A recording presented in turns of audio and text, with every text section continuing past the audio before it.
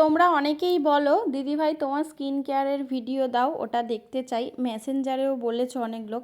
আর আমি সত্যি কথা সময়ের বিনিময়ে তোমাদেরকে শেয়ার করতে পারি না, ভাবলাম আজ একটু শেয়ার করেই দিই। দেখো আমি প্রত্যেক দিন এগুলোই ব্যবহার করি আর সেগুলোই শেয়ার করছি। আমি আর কিছু স্কিন কেয়ার করিও না, আর আমি সত্যি কথা সময় পাই না। প্রথমেই আমি ফেস ওয়াশ দিয়ে মুখটা ধুয়ে নিয়েছিলাম, তারপরে মাখলাম টোনার, তারপরে একটু শুকিয়ে যেতে মেখে নিলাম সিরাম, তারপরেই মেখে নিলাম ক্রিম, আর একটু পরেই আমি দিয়েছি ঠোঁটে ভেসলিন। এটা আমার 12 মাসের অভ্যাস। সত্যি কথা ভেসলিন মানে আমি 12 মাস দিই, মানে শীত গরম বর্ষা এরকম কোনো ব্যাপার না। আর আমি এই ভিডিওটা বানাচ্ছিলাম যেদিন শপিং মল যাচ্ছিলাম, সেই দিনে এই ভিডিওটা বানিয়েছিলাম।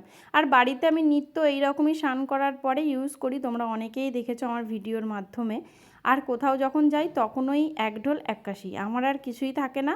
আর সত্যি কথা আইব্রোবেলায় আমি তবু একটু স্কিন কেয়ার মাঝে মাঝে কিছু প্যাক বানাতাম, মাখতাম। এখন করে সত্যি আমার সময় হয়ে ওঠে না, আর আমি মাখিও না। আর আমার চুলের অবস্থা এই রকম, মানে গুজরাটে তো প্রচুর গরম, তোমরা সবাই জানো। তাই আমি সেদিন চুলটাকে ওই রকমই করে নিয়েছি।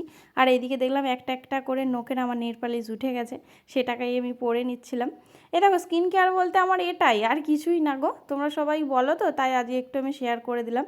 তারপরে সিঁদুরটা পরে নিলাম, দুজনেই রেডি হচ্ছি, দুপুরবেলা বেরোবো। তারপরেই মনে পড়ে গেল হঠাৎ করে না সানস্ক্রিনটা মেখে নিই, কারণ এই ভিডিওটা পোস্ট করার পরেই আমার মেজদি ভাই বলবে তো সানস্ক্রিন কোথায় গেল। কারণ সত্যি কথা ওর জন্যই সব কিছু স্কিন কেয়ার, কারণ আমি এইগুলো করতাম না আগে, এখন করি। ও বলে যতই কাজ কর যাই কর, স্কিন কেয়ার একটু তোর করা উচিত, তাই ওর জন্যই সত্যি কথা আমি করি।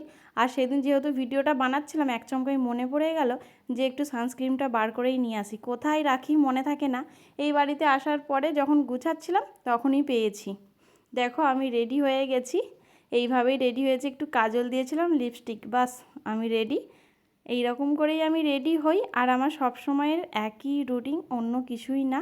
এটুকুই ভিডিওর মধ্যে ছিল। চলো কেমন লাগলো জানাবে।